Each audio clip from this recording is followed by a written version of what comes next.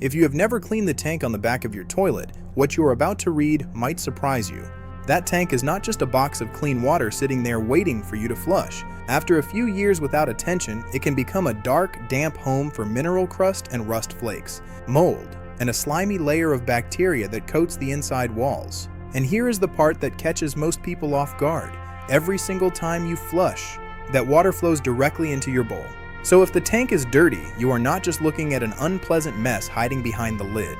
You are actually using contaminated water to clean your toilet every day. The good news is that fixing this problem is simple. It takes less than an hour, and you probably already have everything you need sitting in your kitchen cabinet right now.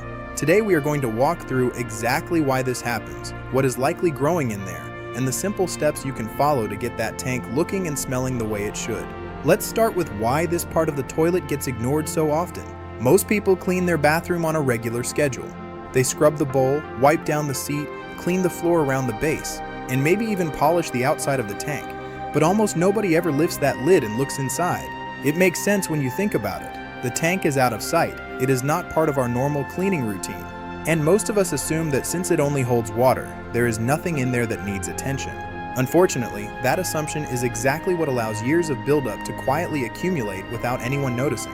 So what exactly builds up inside there over time? The first thing to understand is that tank water sits still for long stretches between flushes, and it is constantly exposed to minerals from your water supply. If you live in an area with hard water, which includes a large number of homes across the United States and Australia, your water carries dissolved calcium and magnesium. Every time the tank fills, a small amount of these minerals gets left behind on the walls, the metal fill valve, and the moving parts inside. Over months and years, this creates a chalky, crusty white or gray buildup that can coat large sections of the tank's interior. Next comes rust. Many toilet tanks still contain metal components, including bolts, springs, and sometimes an older style metal flush valve assembly. Metal sitting in water for years will naturally begin to corrode, and that corrosion shows up as orange or reddish-brown streaks and flakes inside the tank. You may have even noticed faint rust-colored stains trailing down into your bowl after the tank refills, and now you know exactly where that color is coming from. Then there is the issue of mold and mildew. The inside of a toilet tank is dark. It stays moist at all times, and it rarely gets any fresh air circulation. If you wanted to design the perfect environment for mold spores to settle in and grow, you would be hard-pressed to come up with something better than the inside of an old toilet tank. This is often the source of that musty, damp smell that seems to drift from the bathroom, even after you have cleaned every visible surface. Finally, and this is the part that tends to surprise people the most, there is biofilm. Biofilm is a thin, slimy layer made up of bacteria that cling together and coat the inside of pipes, tanks, and any surface that stays wet for long periods. It often looks like a slippery film on the tank walls, and in worst cases, it can feel almost rubbery to the touch. This biofilm is not dangerous in the way a serious contaminant would be, but it is exactly the kind of buildup you do not want sitting in the water that refills your bowl every single time you flush. Now let's talk about why this matters beyond simply being unpleasant to think about. A dirty tank does not just affect smell and appearance, it can actually cause real problems with how your toilet functions. As mineral deposits build up around the flapper valve, which is the rubber seal at the bottom of the tank that controls water flow into the bowl, that seal can stop closing properly. When the flapper does not seal all the way, water slowly leaks from the tank into the bowl even when nobody has flushed. This is one of the most common reasons a toilet seems to randomly start running on its own, and it can quietly waste a surprising amount of water over the course of a month, which shows up as a higher water bill that has no obvious explanation. Now you know exactly why that hidden tank needs your attention. Stay tuned as we show you the simple steps to get it back to its original clean state. Rust and mineral crust can also interfere with the fill valve, which is the mechanism that controls how the tank refills after a flush. When this part gets coated and build up, it may not shut off completely, leading to that frustrating situation where the tank seems to refill constantly or makes odd running sounds long after you thought the flush cycle had ended. So in many cases, what looks like a complicated plumbing issue requiring a service call is really just years of buildup interfering with simple moving parts. A thorough cleaning often resolves the problem completely without spending a dime on a repair person. With all of that explained, let's get into exactly how to clean this out, step by step, using basic supplies you likely already have at home. The first thing you need to do is locate the water supply valve. This is usually a small oval or round handle located on the wall or floor behind your toilet, connected to a thin supply line that runs up to the bottom of the tank. Turn this valve clockwise until it stops, which shuts off the flow of fresh water into the tank. This step is important because it prevents the tank from automatically refilling while you are working, which would make the rest of the process much harder and a lot messier. Once the water supply is off, go ahead and flush the toilet as you normally would. Since no new water can flow in, this flush will drain almost all of the water out of the tank and into the bowl. You will notice the water level inside the tank drop down to just a small amount remaining at the very bottom. This remaining water tends to be the dirtiest part, since it often contains settled sediment, rust flakes, and debris that has sunk to the lowest point over time. Take an old sponge, one that you do not mind dedicating to this task, and use it to soak up whatever water is left at the bottom. Wring it out into the bowl or a bucket, and repeat this a few times until the tank is essentially empty and dry to the touch. With the tank empty, take a good look inside.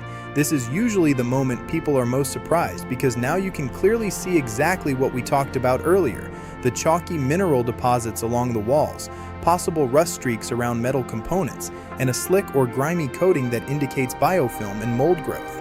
Do not worry, regardless of how bad it looks, this is very normal for a tank that has gone a long time without cleaning, and every bit of it can be removed with the steps that follow. Now it is time to bring in your first cleaning tool, which is plain white vinegar.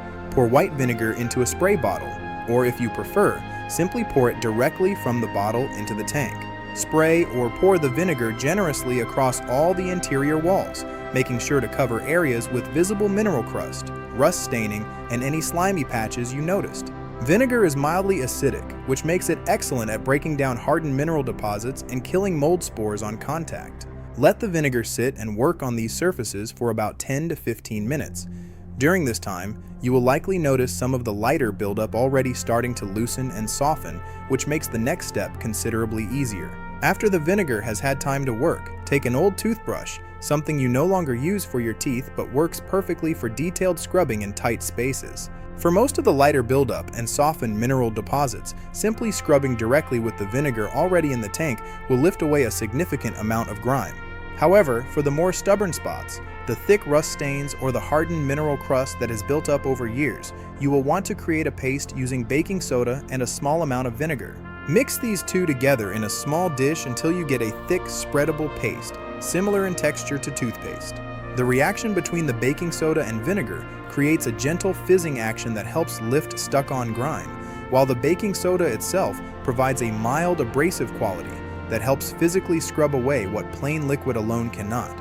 With your supplies ready and your tank prepared, you're halfway to a like-new toilet. Apply this paste directly onto the toughest areas using your toothbrush, then scrub in small circular motions.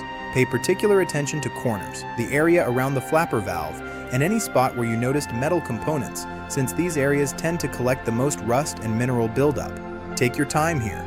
This is the step that makes the biggest visible difference, and a few extra minutes of scrubbing now will save you from needing to repeat the process again anytime soon. Once you are satisfied that the walls, corners, and components are clean, it is time to rinse everything out. Turn the water supply valve back on slowly, allowing fresh water to begin filling the tank again. As it fills, you will likely see some remaining loosened debris floating or settling, which is completely normal. Once the tank reaches its normal fill level, flush the toilet once to send that rinse water through the system. If you notice any lingering grime or a bit of cloudiness in this first refill, simply flush a second time. By the second flush, the water going into your bowl should look noticeably clearer than what you were working with at the start. Take a final look inside the tank once it has refilled completely. You should now see clean walls, free of the chalky crust and rust streaks that were there before, along with water that looks clear rather than cloudy or tinted.